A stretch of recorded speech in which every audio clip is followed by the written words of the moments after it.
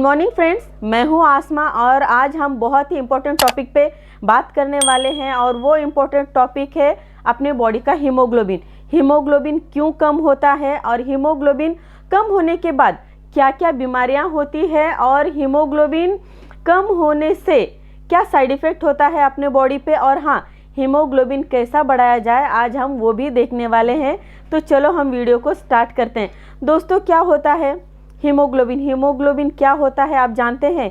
Haemoglobin एक red blood cell से बना हुआ एक पदार्थ है। हीमोग्लोबिन मतलब ऐसा नहीं है कि कुछ ब्लड ही है, नहीं। हीमोग्लोबिन बहुत सारे मिनरल से बना हुआ होता है, जैसे जिंक है, vitamin A, B, C, D, जितने भी ऐसे मिनरल है उतना सब बन जाता है, तब हीमोग्लोबिन बनता है।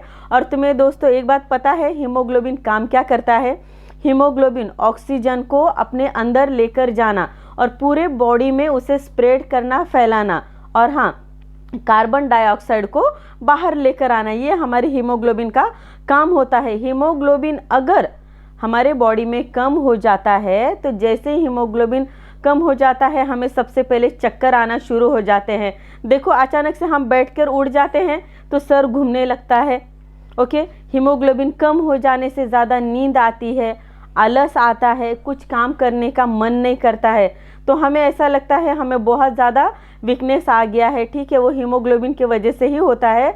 बट गाइस, हीमोग्लोबिन कम होने का कारण क्या होता है? हमारा आजकल का जो खान पान है वो अच्छा नहीं है। हम जो भी है आर्टिफिशियल खाना खा रहे हैं, फल फ्रूट ज़्यादा नहीं खाते हैं, ग्रीन वेजिटेबल जो होता है हमारे खाने में बहुत कम होता है।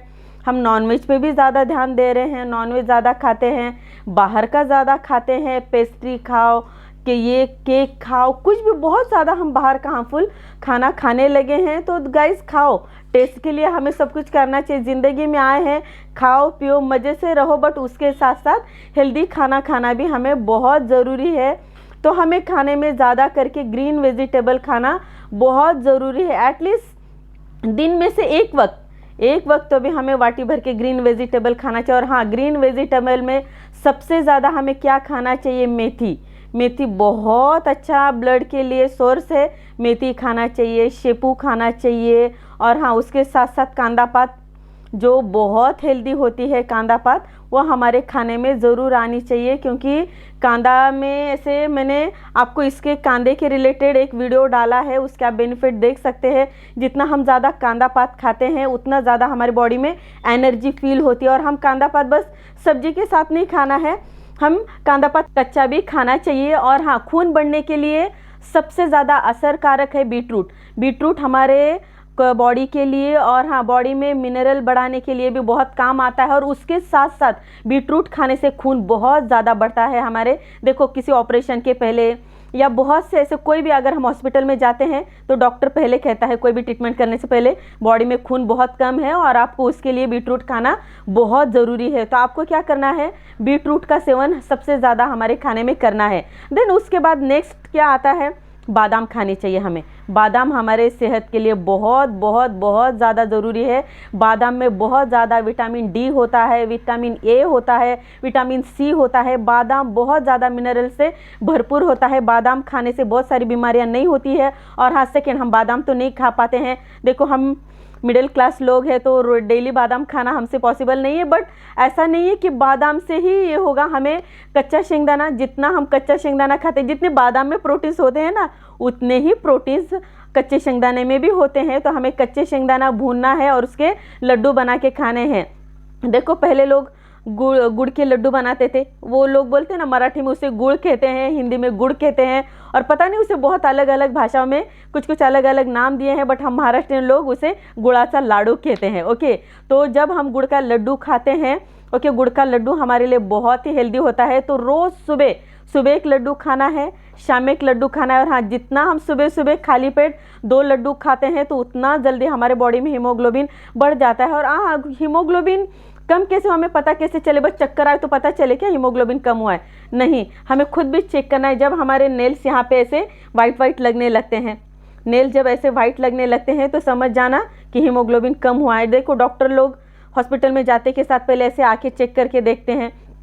अगर आंखों के इधर अंदर वाइट वाइट हो जाता है, रेड नहीं दिखता है, तो हीमोग्लोबिन कम हो चुका है। ऐसे बहुत सी चीज़ें हैं जो हीमोग्लोबिन चेक करते हैं। जैसे आजकल तो पिन मारो, हॉस्पिटल में चले जाओ, पिन मार के चेक करते हैं। हीमोग्लोबिन चेक करने के कितना 50 से 100 रुपये लेते हैं, बट हमें हीमोग्लोबिन महीने या 2 महीने में एक बार चेक करके ज़रूर लेना चाहिए। और हीमोग्लोबिन हमारे बॉडी में रहना ही चाहिए। अगर हीमोग्लोबिन परफेक्ट है, पूरा है, तो उसके वजह से हम बहुत सी बीमारियों से बच सकते हैं। वरना इमेजिनेशन हमारी बहुत ही ज़्यादा है, चक्कर आने लगे वो बीमारी हो गई होगी, दूसरा कुछ हो गया वो बीमारी हो गई होगी। हम इमेजिनेशन में कुछ ज़रा ज़्यादा ही एक्सपर्ट है, तो हमें कुछ इमेजिन नहीं करना है, बस हेल्दी खाना खाना है। और इस हेल्दी खाने के साथ साथ हमें हेल्दी रहना है। और हाँ, योगा करना बहुत ज़रूरी है। योगा करो, एक्सरसाइज करो डेली मॉर्निंग में। एप्पल तो सब लोग जानते हैं, ऑफकोर्स जानते हैं।